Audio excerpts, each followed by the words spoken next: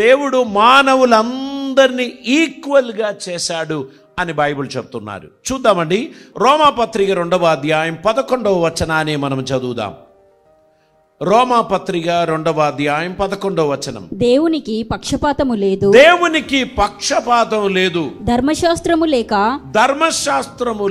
పాపము చేసిన వారికి ధర్మశాస్త్రము లేకయే నశించెదరు.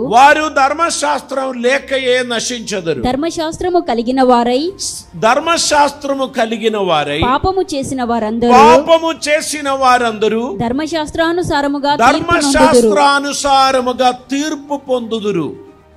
ధర్మశాస్త్రము వినువారు దేవుని దృష్టికి నీతిమంతులు కారు గాని ధర్మశాస్త్రమును అనుసరించి ప్రవర్తించువారే నీతిమంతులుగా ఎంచబడుదురు. దేవుడు అంటున్నాడు, దేవునికి పక్షపాతం లేదు. దేవుడు ఎవరి ముఖం చూడరు. ధర్మశాస్త్రం లేనప్పుడు పాపం చేసిన వాణ్ణి ధర్మశాస్త్రం లేకుండానే తీర్పులోనికి నడిపిస్తాడు. ధర్మశాస్త్రం ఇచ్చిన తర్వాత పాపం చేసిన వానికి ధర్మశాస్త్రానుసారమైన తీర్పును తీరుస్తాడు. ఏ భేదము లేదు, అందరూ సమానం అని దేవుడు అంటున్నాడు. ఇంకా చూద్దామండి, ఎఫెసీయులకు రాసిన పత్రిక 6వ అధ్యాయం 9వ వచనాన్ని మనం చదువుదాం. ఎఫెసీయులకు రాసిన యజమానులారా మీకును వారికిని యజమానుడైన వాడు ఒకడు పరలోకమందున్నాడని ఆయనకు పక్షపాతం లేదని ఎరిగిన వారై వారిని బెదిరించుటమాని ఆ ప్రకారమే వారి ఎడల ప్రవర్తించుడి. యజమానులారా, టీమ్ లీడర్స్, మీ ఎగ్జిక్యూటివ్స్ను మీరు కలవరపరచి, తిట్టి, కోపపడి, బూతులు పలికి వాళ్ళతో పని చేపిస్తూ మీరు ఎయిర్ కండిషన్ రూములో కూర్చొని మీ బెనిఫిట్స్ పొందుతున్నటువంటి యజమానులారా, మీకును వారికిని ఒక యజమానుడు పరలోకమందున్నాడు అని గ్రహించి వారి ఎడల దయ చూపండి అని అంటున్నారు. దేవునికి స్తోత్రం. ఇది దేవుడు ఎవరికి చెప్తున్నారు? అందరికీ చెప్తున్నారు. మనం కొందరు చాలా వాక్చాతుర్యం కలిగిన వారు, మాటల చేత మనుషులను బెదిరించి పనులు చేయించి మనం ఎంజాయ్ చేస్తూ ఉంటాం లైఫ్. కానీ దేవుడు చెప్తున్నాడు, ఇదొక టీం వర్క్. మీరు బాస్గా ఉండే మీ సబార్డినేట్స్ అందరినీ కలుపుకుంటూ ఒక టీం వర్క్ చేయాల్సినటువంటి అవసరత ఉంది.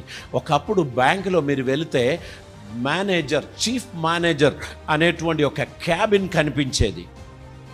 ఆ చీఫ్ మేనేజర్ ఎల్లప్పుడూ కూడా ఆ చైర్లో ఉండేవాడు. ఇప్పుడు మీరు బ్యాంకుకు వెళ్ళండి, ఆ చీఫ్ మేనేజర్ క్యాబిన్ ఎల్లప్పుడూ ఖాళీగా ఉంటాయి. కారణం ఏంటంటే ఆ తెలివి కలిగిన మేనేజర్ వచ్చి ఈ స్టాఫ్ మధ్యలో తనకొక చైర్ ఏర్పాటు చేసుకొని వారితో ఇంటరాక్షన్ చేసుకుంటూ ఆ పనులు చేయడం బట్టి ఈ టీం అందరికీ ఒక కొత్త చైతన్యం, కొత్త ఉత్సాహం వచ్చేసింది. ఆ వర్క్ చాలా ఎఫిషియెంట్గా చేస్తున్నారు. ఇది ఎవరు చేస్తారు తెలుసా? ఇప్పటి మోడర్న్ బ్యాంకింగ్ సిస్టమ్ కొనసాగించేవారు. ఆ ఓల్డ్ బ్యాంకింగ్ సిస్టంలో ఉన్నటువంటి మేనేజర్ అక్కడ ఉండి బెల్లు కొడతారు, ట్రెంగ్ ట్రెంగ్. వెంటనే ఒకరు పరిగెడుతూ వస్తారు, ఆయనకి ఏదో కమాండ్ ఇస్తాడు, ఆయన అక్కడి నుంచి అడిపోతాడు ఇడిపోతాడు, ఏదో ఒక పని చేస్తూ ఉంటాడు. అందరినీ బెదిరించి పని చేపించేవాళ్ళు. ఇప్పుడు అలా కాదు. బుద్ధిమంతుడైన మేనేజర్ వర్కర్స్ మధ్యలో ఉండి వారితో చాటింగ్ చేసుకుంటూ తన పనులు చేస్తూ నవ్వుతూ జోకులు వేస్తూ హ్యాపీగా ఆ 8 గంటలు ఎలా పోయిందో వారికి తెలియకుండా వారి పనులు చేస్తున్నారు. వారి బుద్ధిమంతులు. ఇప్పటి కార్పొరేట్ ఆఫీసెస్లో కూడా ఇటువంటి మనుషులు ఉన్నారు. నేను వీక్గా ఉన్నాను, ఈరోజు నాకు హెడేక్గా ఉన్నది అని ఒక స్టాఫ్ చెప్తే పర్వాలేదు, ఆ పక్క రూములో వెళ్ళి కాసేపు రెస్ట్ తీసుకొనిరా, ఒక 1 అవర్ రెస్ట్ తీసుకో అని చెప్పి పంపించే మేనేజర్స్ తెలివి కలిగిన వాళ్ళు. వెంటనే తిట్టి, బుద్ధి లేదు, ఊరికే నీకు తలనొప్పి అని చెప్పి అలా చేస్తే ఆ స్టాఫ్ ఏమైపోతారు తెలుసా? కృంగిపోతారు.